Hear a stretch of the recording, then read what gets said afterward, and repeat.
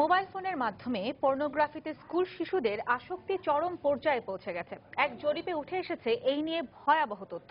এই অবক্ষয় প্রতিরোধে স্কুল কর্তৃপক্ষের কড়া নজরদারি আর অভিভাবকদের সচেতনতার তাগিদ দিয়েছেন সমাজবিজ্ঞানীরা। ফারাবি হাফিজের অনুসন্ধানী প্রতিবেদন। না, হ্যাঁ বলো। আচ্ছা ঠিক আছে, কালকে দেখা করি। কাগজে কলমে স্কুলে মোবাইল আনা নিষিদ্ধ হলেও বেশিরভাগ ক্ষেত্রেই তা মানা হয় না। ভিডিও অপশন আর ইন্টারনেট সুবিধা মুঠোফোনের ইতিবাচক দিকের বদলে এর খারাপ দিকগুলোই বেশি টানছে স্কুল পড়ুয়া এসব কিশোরদের।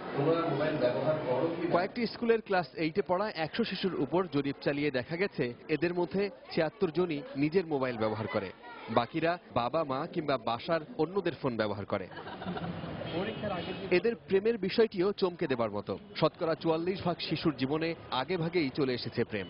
আমার একটা বয়ফ্রেন্ড থাকতেই হবে, না থাকলে আমি স্মার্ট না। বেঞ্চের নিচে সবাই মোবাইল রেখে তারপর মানে বিভিন্ন জিনিস দেখে, যা আসলে অন্যরকম। আসলে এনভায়রনমেন্টে এত পচা হয়ে গিয়েছে যে আমরা না করে থাকতে পারছি না। 6 এর বাচ্চাকে যদি বলেন যে সব বাজে চিত্রগুলো ভিডিওগুলো যে দেখে না, তাহলে বলবেন যে ও কোন যুগে আছে, অন্ধকার যুগে আছে। ফিজিক্স ক্লাসের ভিতরে খুব বোরিং হয়ে গেছে, কানের ভিতর হেডফোন ঢুকায় দেখ গান শুনতেছে, অথবা একজন আরেকজনের দেখ আমার এই বয়ফ্রেন্ড আছে, আমার এই এতগুলো বয়ফ্রেন্ড নিয়ে আমি ঘুরি, এর সাথে এই ছবি তুলছি, কালকে এখানে ডেটিং এ গেছিলাম।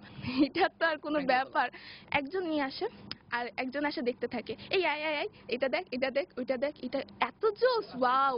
মোবাইলে ব্যবহৃত ছোট্ট এই মেমোরি কার্ডে সামান্য টাকাতেই গান বা রিংটোন ডাউনলোডের দোকান থেকে পূর্ণ ছবি ভরে নেওয়া এখন মামুলি ব্যাপার। যারা এই ধরনের মেমোরি কার্ডগুলো একবার কিনে নিয়ে যায়, তাদের কালেকশনের জন্য এখানে এসে আবার চেঞ্জ করে নিয়ে যাচ্ছে। কতদিন আগে উত্তরে একটা ঘটনা দেখেছি, 3টি স্টুডেন্ট কম বয়সী একটা মেয়েকে জোর করে নগ্ন করে অশ্লীল ভিডিও করেছে। বেসরকারি এক হিসেবে এ ধরনের দোকানগুলোর মাধ্যমে দেশে দৈনিক 2.5 কোটি টাকার পর্ণ ছবি বিক্রি হচ্ছে।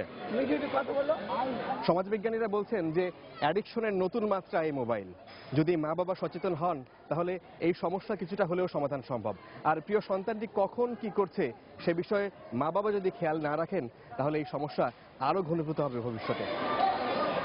সমাজবিজ্ঞানীরা বলছেন সমাজের প্রতি দায়িত্ববোধ ও আন্তরিকতা কমার কারণেই বাড়ছে ইফটিজিং, যৌন হয়রানি সহ নানান সব অপরাধ। রাষ্ট্র এখানে খুবই কমই গুরুত্বপূর্ণ ভূমিকা পালন করে। পরিবার থেকে আসতে হবে, তার আত্মীয় স্বজনের কাছ থেকে আসতে হবে, তার প্রতিষ্ঠান শিক্ষা প্রতিষ্ঠানের প্রধানের কাছ থেকে আসতে হবে। মোবাইল আসক্তি থেকে কিশোর সমাজকে বাঁচাতে এখনই সচেতন না হলে পরবর্তীতে এর ফল ভোগ করতে হবে মা বাবাকেই।